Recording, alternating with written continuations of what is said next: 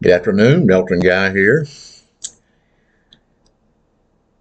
I'm going to do I won't be jumping all over the place, but I want to do a podcast.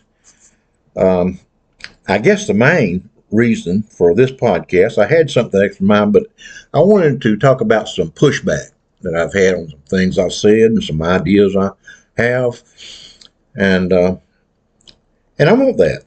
I want you to push back. Uh, I would be in fear. I want you to understand of what I say if I could not back up the things I say. I do not express opinions. I back it up with enough that it becomes, if not fact, at least way more than opinion. In my opinion, if you will, it can't be a real fact unless you can find enough people to see their way through to believe it. Now, in a way that doesn't make sense, because you would say truth is truth, fact is fact. But as we have seen in this presidential campaign, what is perceived to be fact by most Republicans is absolutely fiction, because their cult leader, their God, Donald Trump, somehow has dominion over their thoughts and what they do or do not believe. And if he says it, it becomes fact to them, which is a dangerous game that they're playing. And it's a dangerous game for all Americans, for this country. I'll give you a small example. In both of his debates, one with President Biden and the other with Vice Presidential Harris, he talked about how he led the greatest economy in the history of this country, when in fact economists all over the world will tell you that it was absolutely one of the worst. He also said about Joe Biden's economy that it was the worst this country has ever experienced, and economists all over the world, and we just got another one this week that talks about how monumentally strong our economy is. Now, if it hasn't trickled down to you, well, you still do not want a weak economy if you haven't felt the effects of a great economy. You want a great economy.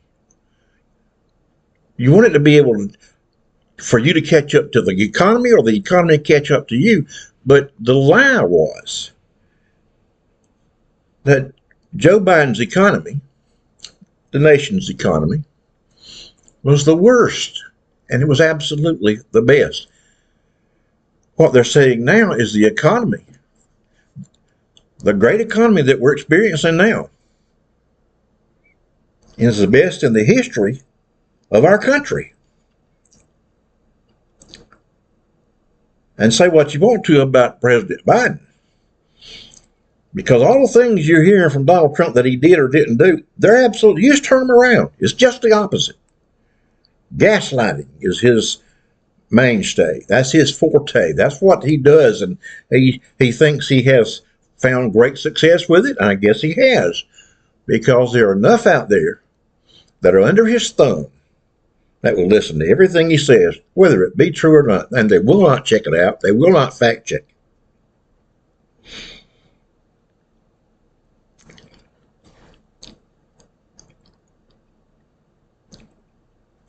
But I want to talk about this campaign. Before we do, let me go ahead and plug my wife's book, Leaving Small Town by Sue Guy. Many people have read it. Many people love it. Leaving Small Town. Find it on Amazon by Sue Guy. My book, totally opposite of what she has written. My book is about all kind of things. Politics, religion, democracy, you name it, it's in there. But it's about the offspring of ignorance. As a matter of fact, that is the title. By J. Milton Guy, also to be found on Amazon. If you will, go out, take a look, buy it if you will. I want to make this one statement.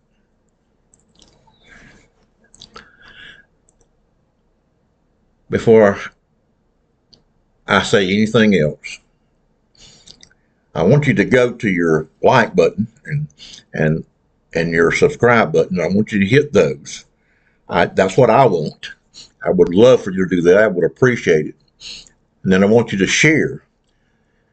Because I want what I'm about to say, I really want people to understand. And this comes from pushback from different areas of the country. But let me say it this way. If Donald Trump embraced the gay and trans agenda, if he were totally committed to pro-choice,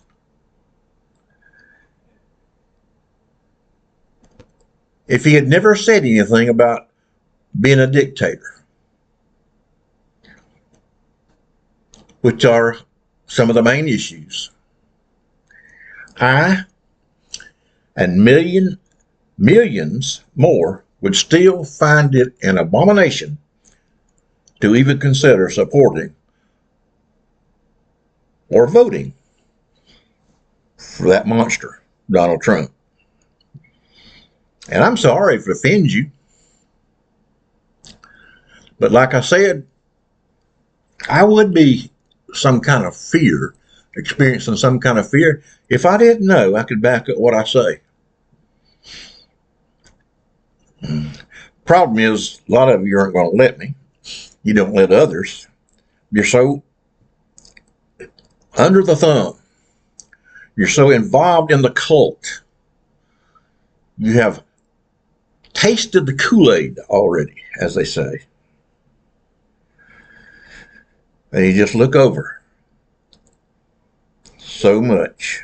And it's astonishing to most of the country.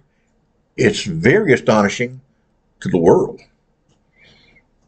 They laugh at us. They mock us. They can't believe it. Donald Trump would have you believe that the whole world is afraid of him. Nobody's afraid of Donald Trump. Most world thinks he's an idiot. And I have to agree with them. Like I said, I'm not fearful to say that because I can present enough to back it up. Whether you want to listen to it or not, or see it or not.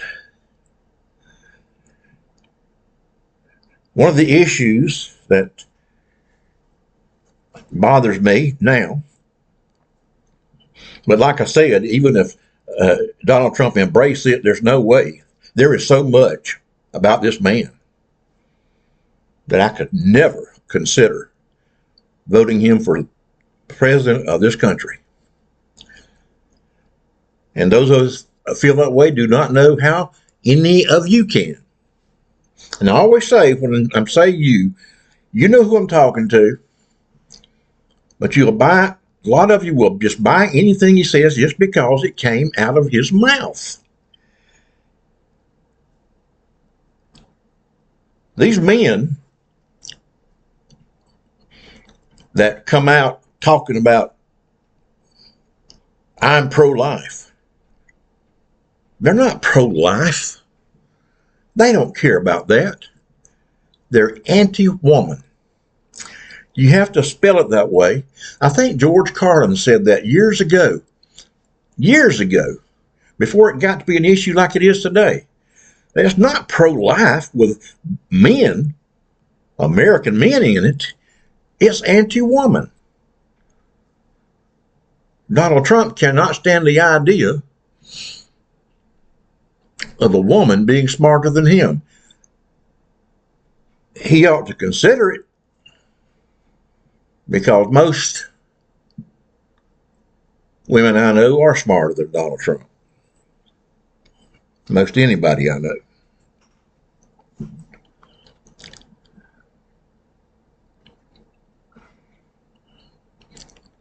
I used to be very inclusive of my language when I talked about God. Now, see where I'm telling you, I'm just speaking at some of the comments that I've received, the pushbacks, to kind of explain how I feel and how I'm not changing my mind because you disagree with me. You don't get to disagree with me. You can just not listen to me, because, like I say, I'm not fearful because I can back up what I say.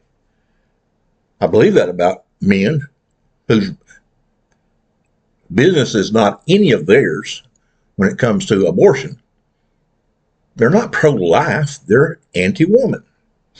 And I said something about George Carlin saying that, and I mentioned that I used to be very inclusive when I spoke of God. I would usually say he or she, him or her. I'm not going to do that anymore.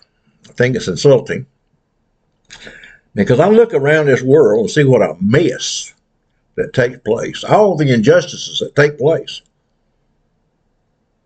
And I say God is a man. I don't believe a woman could screw things up as much as a man in this world. I do not believe it's possible.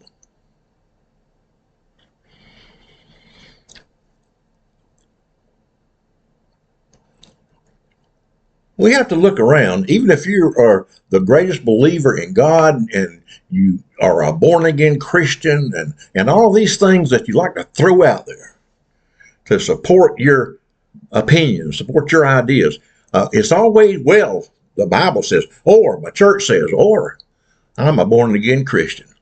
I'm a Christian man. I'm a Christian woman.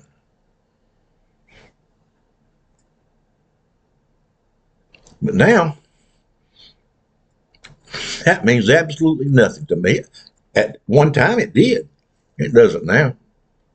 I've seen too much in this campaign and in the last few years. We have a Sheriff Kevin Jones and a Sheriff Tommy Wooten here in our state of North Carolina. The High Sheriff, whose commitment is to uphold the law.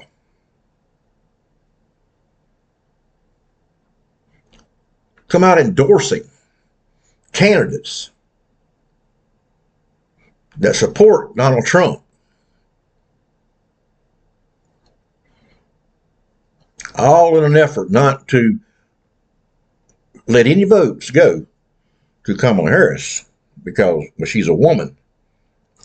But these high sheriffs in these counties in North Carolina, they're supposed to uphold the law, and yet they're upholding a man who has more convictions than Al Capone ever had. He's been caught doing things immoral, illegal, dishonest, unethical, and you name it. It goes on and on. And yet, these sheriffs, whose job it is to uphold the law,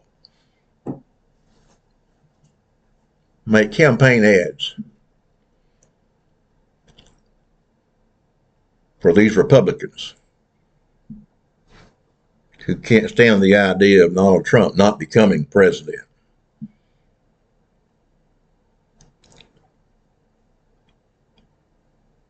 And then they have the gall to say in a little corner there, fact checked by. Well, I understand that too. But they have made a semi-truth and presented it in such a way that is actually a lie. You can't accept it as a truth the way they say it. Again, I would be fearful if I couldn't back up what I say. And I'm sorry, North Carolina, because North Carolina will never move progressively forward as long as counties continue to elect dishonest men and women with no semblance of integrity to positions of power on any level. And by the way, a note here, a name, Laurie Buckout.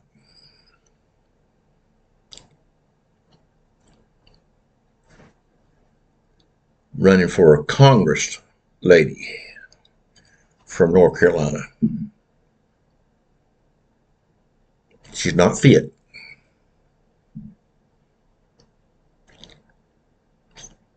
She's embraced Mark Robinson. You know, the lieutenant governor running for governor. He got caught on the porn sites. You know Mark Robinson. He has become famous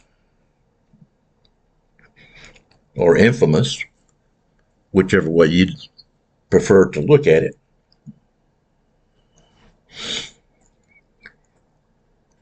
But I say that without fear because I can back up what I say. Now, I'm talking about pushbacks today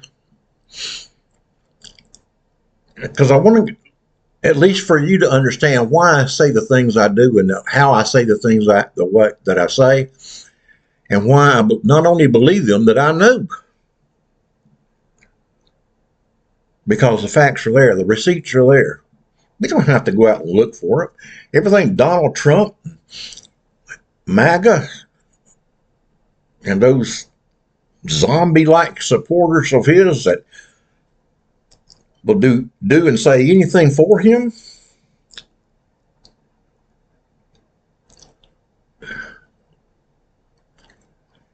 it's a mystery, I guess is what I'm trying to say. It's a mystery.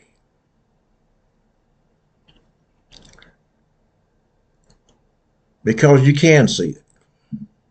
You can hear it. You didn't imagine January the 6th.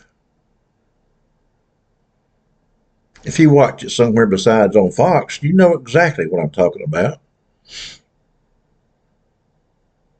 I watched it many times. I watched it on Fox, which is a joke the way they showed it.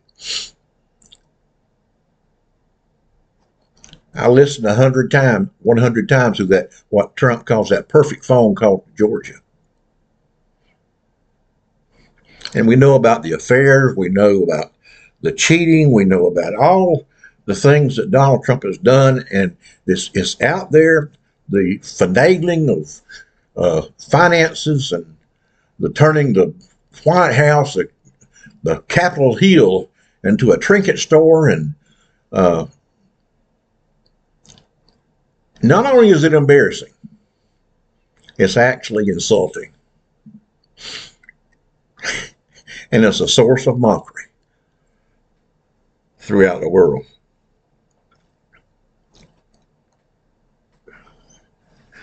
The pushback is when I say things like churches are betraying their own long-held beliefs. Well, we'll talk about that. Another pushback, faith is no more than a joke since Donald Trump, as they say, came down the escalator. We'll talk about that. The remarks that I've made in several different ways about you cannot be a Christian, as that term is defined by Christians, and support and vote for Donald Trump. And we'll talk about that. Another pushback. Donald Trump is the most anti-Christ-like phony to ever grace American politics. We're going to talk about that too. Another pushback. How do churches, how do churches, Christians, Bible thumpers, and the holier than thous rationalize their unprecedented love and support of Donald Trump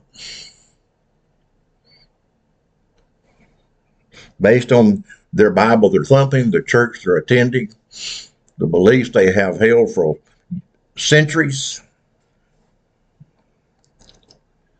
Why do I say that? Let's talk about all those things. And I'll do it in this way. Kind of comparison between Trump and Jesus, or Jesus and Trump, or however you like to look about it. Let's talk about wives. Jesus probably would have only had one wife.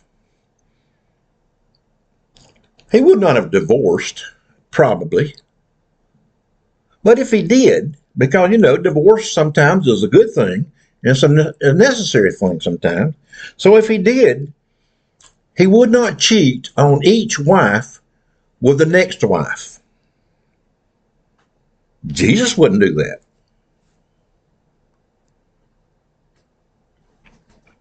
Jesus was not a businessman, but if he were, unless Judas Iscariot was his accountant, if that be the case, then Jesus is like Trump and framed everyone else for his crimes. But then he wouldn't be Jesus as you preach him, would he?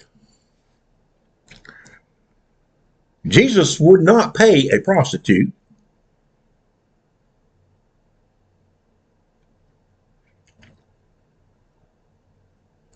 Unless you want to find some way to give rise to that myth about Mary Magdalene being his lover. But again, if he did that, he would not be Jesus as you preach Jesus, Christians, would he?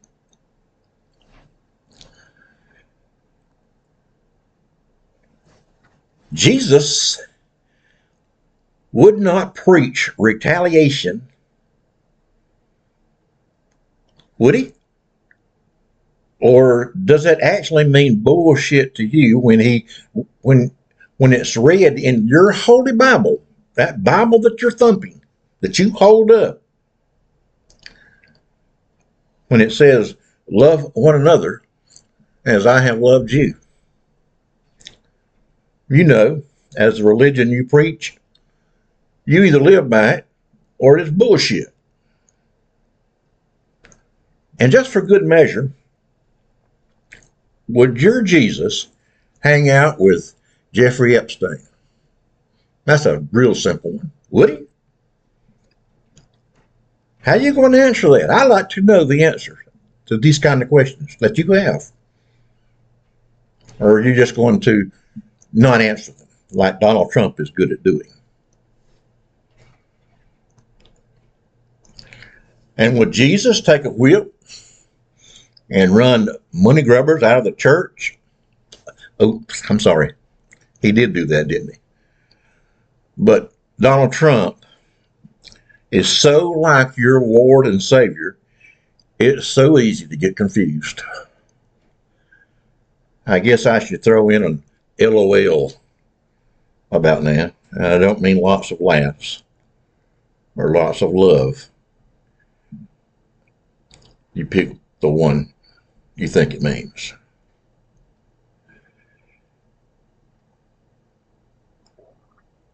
And if Jesus had a daughter, now think about this one.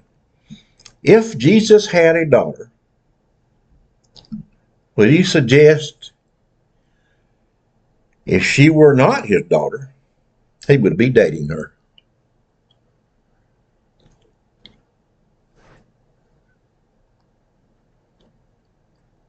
Would Jesus be that disrespectful?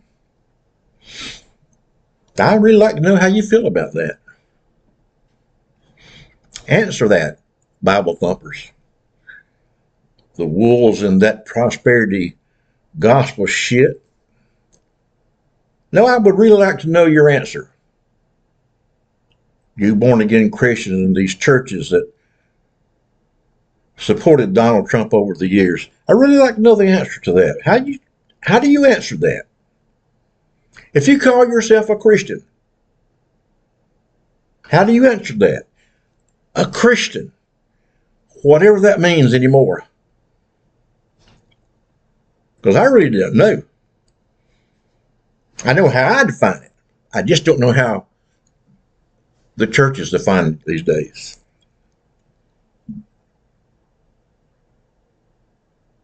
And when you talk to Jesus at the altar this Sunday morning, and I know you will, ask in all sincerity, is it all right, Lord, to lie every day? Is it all right to cheat on my spouse? I mean, can you give me a blessing for that? Is it all right to, just cook my books and my business to profit me? Can I have a blessing for that? Is it all right to say, at appropriate times, of course, the words, grab some pussy? Is it all right? Give me a blessing, Lord. Is it all right to malign with dirty, rotten lies a whole nation?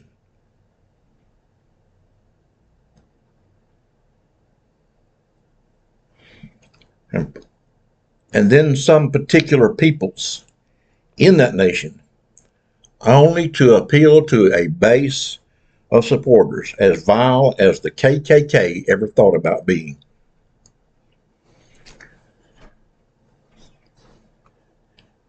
Is it all right, Lord, to simply be a sore loser and take my ball and go home? Or insurrect, if you will? And more importantly, Lord, while I'm confessing and asking here at the altar,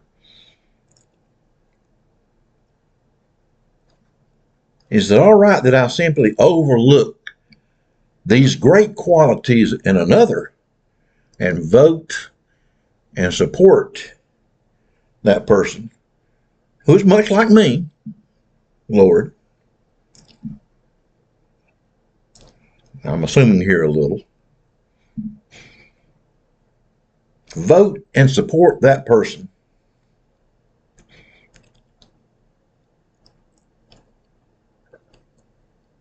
Support that great guy for president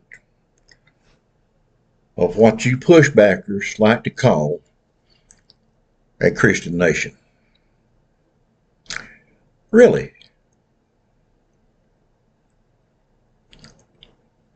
These are questions I want you to answer. If you don't answer to me, you've got to answer to somebody.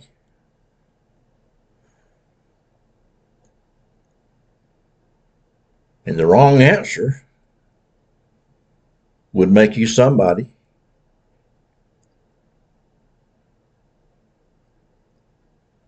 you profess to be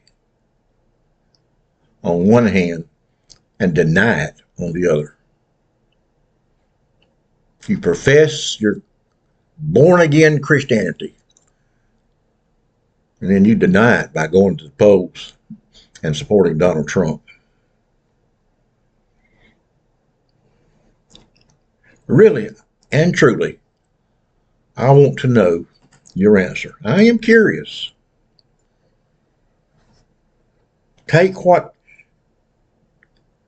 Remember to take what controversial issues you do not like or agree and pretend for just a little while they do not exist. That is to the pushbacker who asked those questions. Why do I say those things? Why can I vote for Kamala Harris and be called a Christian? It's all right with me if you say that's not fine, but let's face it. The resume looks entirely different. If you're a woman hater or a hater of a different race being in the Oval Office, then you're not going to be honest anyway. Is that the reason that you latched on to this monster?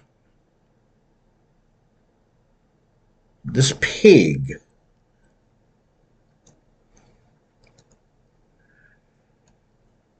To the pushbackers who ask, why can't one be called a Christian and support Donald Trump? Well, I didn't say one cannot be called a Christian and vote for Donald Trump. I didn't say that. You misunderstood. I said, according to your several thousand-year-old book, the Bible, and according to your own words as well as the church, the mainstream church, you can be called a Christian. You just can't be a Christian. Is that matter of fact enough for you? And like I said, I feel no fear because I can back it up. I know the Bible myself. I studied it for years. I have a master's in theology. And that doesn't qualify me to be a prophet.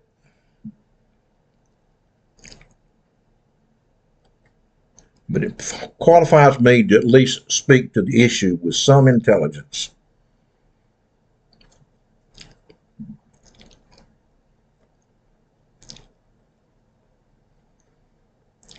So does that line clear it up to you pushbackers? I mean, it says somewhere in that book, not all who say to me, Lord, Lord, will enter the kingdom of heaven.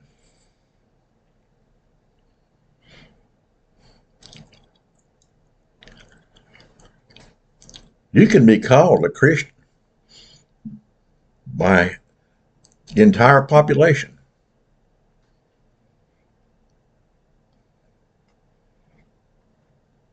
But according to your beliefs, if you're allowing certain things, doing certain things, aligning yourself with certain things, you can't be a Christian. I'm using your definition, your book, your church.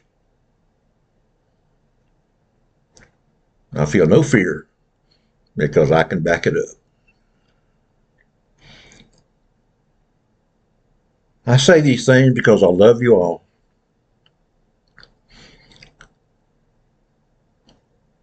And I hope that all of you do the right thing. I hope you'll put a lot of consideration into it. Go vote on Tuesday. Thinking about these things, about what you have done, what you're thinking about doing. But go vote on Tuesday. But in the meantime, sleep well tonight. God bless you.